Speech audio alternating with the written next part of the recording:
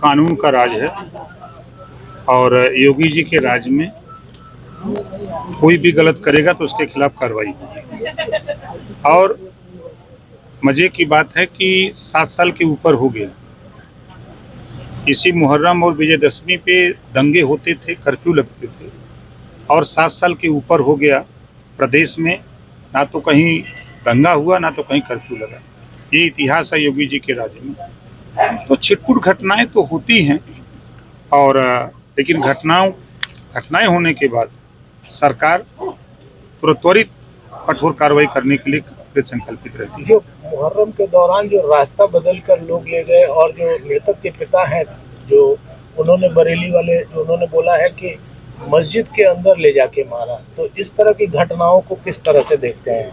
देखिए, ऐसी घटनाएं निंदनीय हैं, ऐसी घटनाएं नहीं होनी चाहिए। हम सब लोग भारतीय हैं, हम सब लोगों को मिल करके रहना चाहिए। और जो देश आज सुरक्षित है मोदी जी के हाथों में, प्रदेश सुरक्षित है योगी जी के हाथों में। हम सबको मिल करके प्रदेश के विकास के लिए, देश के विकास के लिए, उत्तर प्रदेश में 25 करोड़ आबादी के खुशहाली के लिए, देश में 140 करोड़ आबादी के खुशहाली के लिए हम सबको मिल करके काम करना चाहिए। बरेली में जिस परिवार में तेजपाल की मौत हुई है, उसके परिवार के बारे में कुछ कहना चाहेंगे? देखिए, हम इस दुख की घड़ी में हम उस परिवार के साथ हैं और सरकार उस परिवार के साथ है। जितनी भी मदद होगी पूरी सरकार उनके साथ खड़ी नजर आएगी। सावन और ये जो मुहर्रम महीना चल रहा है, इसमें जनता को कुछ संदेश देना चाहेंगे कि इस तरह घटनाएं ना हो? देखिए, हम प्रदेशवासियों से, जो भी हमारे साथी कांवड़ यात्रा में जा रहे हैं, वो जिस मकसद से जा रहे हैं उस मकसद के लिए अपनी यात्रा को पूरा करें। कहीं किसी तरह का कोई अगर खुराफात भी करता है तो उस खुराफात से शांतिपूर्वक निपटाने का काम करें और व्यवस्थित काम करें। हम लोग शंकर भगवान को मानते हैं, तो शंकर भगवान की आराधना करें, शंकर भगवान की पूजा करें। इसके लिए हम लोग जल लेके निकलते हैं। मुहर्रम में जो मुस्लिम समुदाय है उनको भी कुछ कहना चाहेंगे? अरे, उनसे भी कहूँगा वो भी निकलें, जाके भोलेनाथ जी को चढ़ाना। अल्लाह ईश्वर तेरो नाम सबको सम्मत दे भगवान। सब एक ही हैं। उत्तर प्रदेश के अल्पसंख्यक मंत्री जनाब ओपी राजभर जी ने जो बयान दिया है, मैं उनके बयान से कतन इत्तफाक नहीं रखता हूँ। उसकी वजह यह है कि इस्लाम ने सिर्फ जो है पूजा करने की इजाज़त खुदा के लिए दी है, कि सिर्फ एक खुदा है जिसकी पूजा करना, इबादत करना जायज़ है।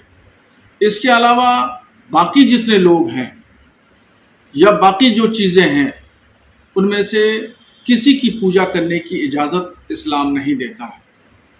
और मंत्री जी ने जो बात कही है कि मुसलमान जल चढ़ाएं, तो ये जल चढ़ाना भी एक तरीक़े से इबादत करना है, पूजना है, और इस्लाम में ये नाजायज़ है। इसलिए उनको इस तरह के मशवरे नहीं देना चाहिए कि जो शख्स इसका मुतहम्मिल न हो और जो उस मज़हब में जिस मज़हब का वो मानने वाला है, वो मज़हब उसकी इजाज़त ना देता हो।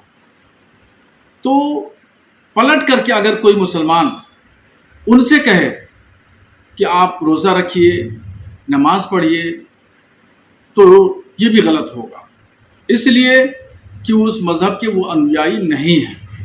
ऐसे ही मुसलमानों के बारे में भी जो उन्होंने बात कही है, वो बात गैर मुनासिब है और ये काम गैर शरई है। किसी एतबार से भी, चाहे अदना मुसलमान हो या आला मुसलमान हो, किसी भी कैटेगरी का हो, वो नहीं अमल कर सकता। और अगर वो अमल करता है तो शरीयत की नज़र में वो मुजरिम होगा और उसको तौबा करना पड़ेगी।